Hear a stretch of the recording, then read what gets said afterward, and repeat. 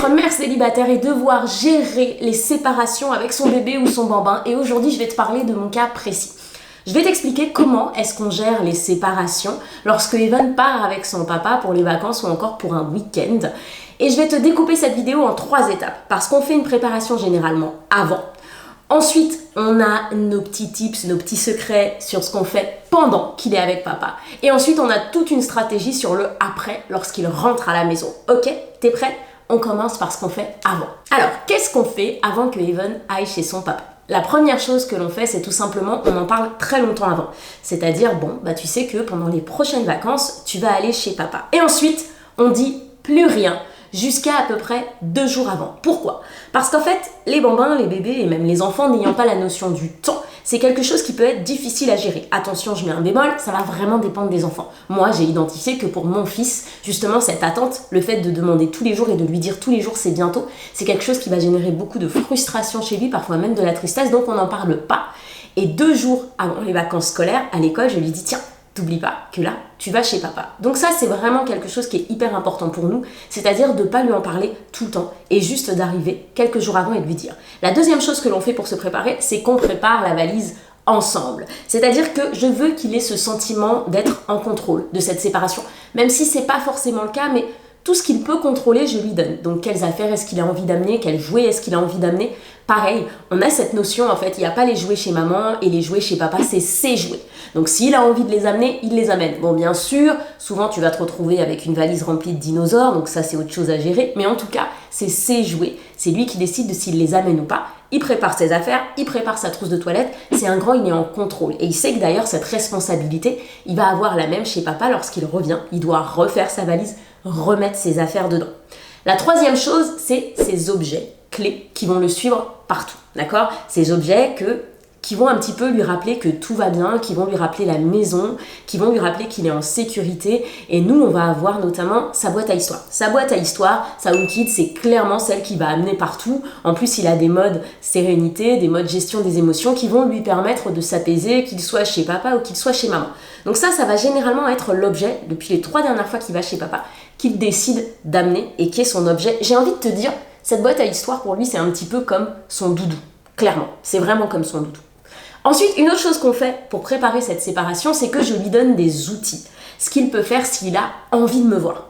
Par exemple, toujours, s'il a envie de me voir, il a le droit de demander à papa de m'appeler en visio. Et crois-moi, je décroche toujours. Je suis toujours disponible quand je ne suis pas avec Evan. Autre chose, s'il se sent pas bien, je lui dis clairement que la première chose à faire, c'est de parler à papa. Que papa a les outils, d'accord?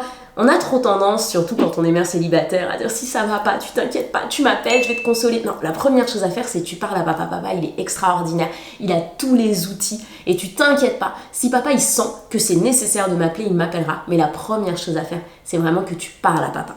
Et la dernière chose que je répète constamment lorsqu'on s'apprête à se séparer, c'est que je l'aime et que tout va bien, en fait. C'est très important, surtout les premières années, lorsqu'on est séparé du papa ou de la maman, de montrer en fait que ce n'est pas de leur faute, que tu es pas en train de dire allez, salut, va chez papa, je vais me reposer. Non, c'est pas ça. C'est génial de passer du temps avec papa. Bien sûr qu'il va me manquer, que je l'aime énormément et que je l'attends avec impatience. Toutes ces étapes-là, cette préparation, c'est primordial si on veut que les moments où il va être avec son papa se passent extrêmement bien. Si je veux qu'il profite au maximum de ce moment-là.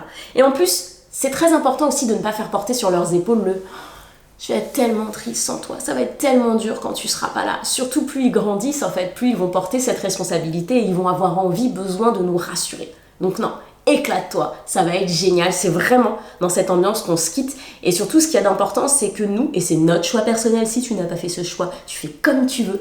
Lorsqu'on gère les séparations, c'est toujours moi ou papa qui donnons Evan, bon t'as compris, donnons Evan à l'autre. C'est-à-dire qu'en fait, il n'y a pas d'intermédiaire. Il ne va pas le chercher à l'école, ou moi je ne vais pas le chercher à l'école, ou c'est pas une tante, une grand-mère, etc. En fait, on fait vraiment en sorte que la transition, elle puisse se faire et qu'on ait un petit moment tous les 3 où on peut discuter, où Evan peut nous dire les dernières choses qu'il a à dire à l'un ou l'autre des parents, il peut faire un gros câlin et il part. Mais alors quand je te dis qu'il part, il est heureux, il part, il sautille, il chante, tu vois, et moi je suis là, au revoir mon fils.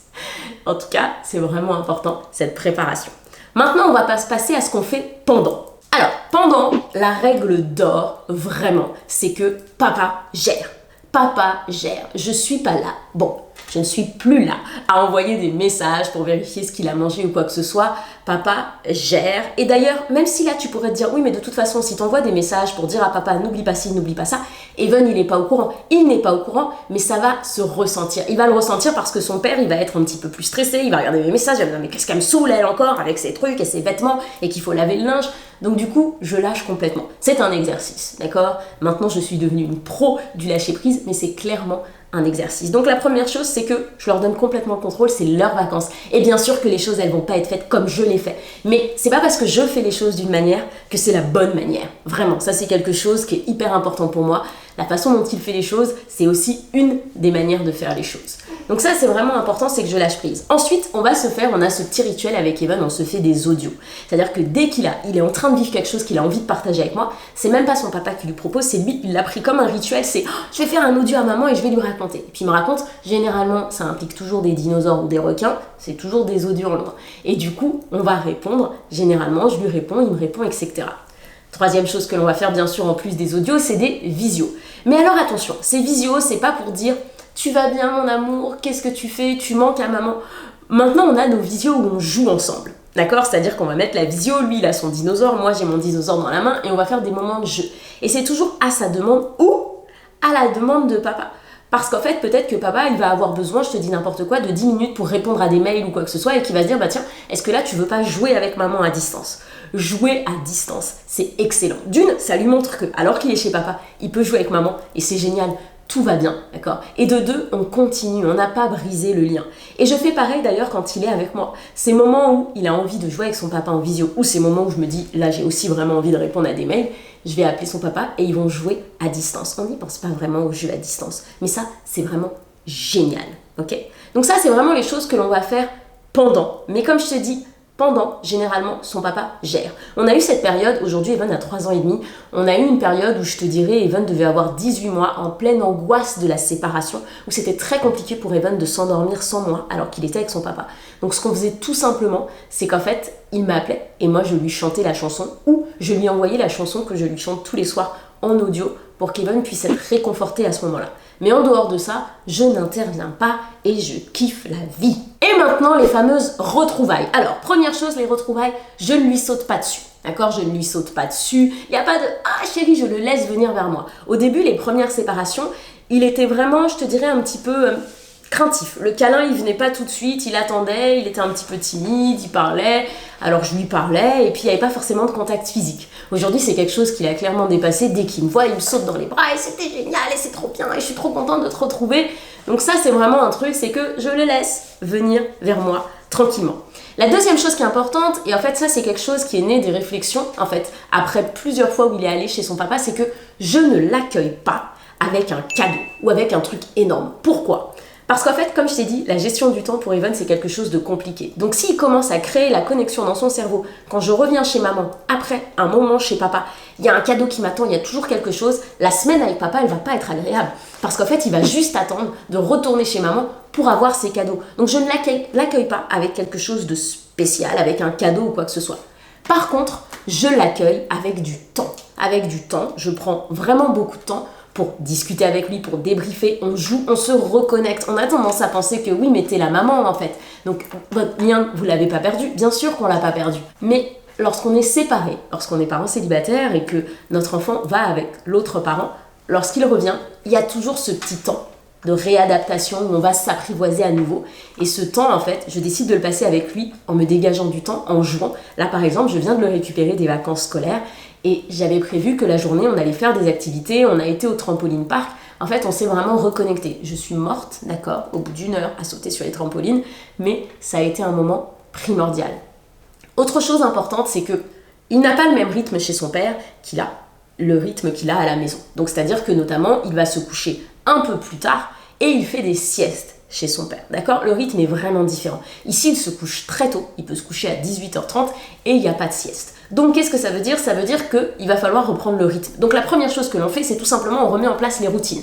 Moi, j'arrête tout, boum, routine, on est reparti exactement. Je ne laisse pas de petit temps d'adaptation en lui disant je le laisse tranquille quelques jours. Je le remets tout de suite dans les routines. Les routines, ça sécurise, il a besoin de ses routines, il se sent super bien. Et c'est grâce à ces routines que je vois généralement qu'au bout de 2 jours, il a repris le rythme.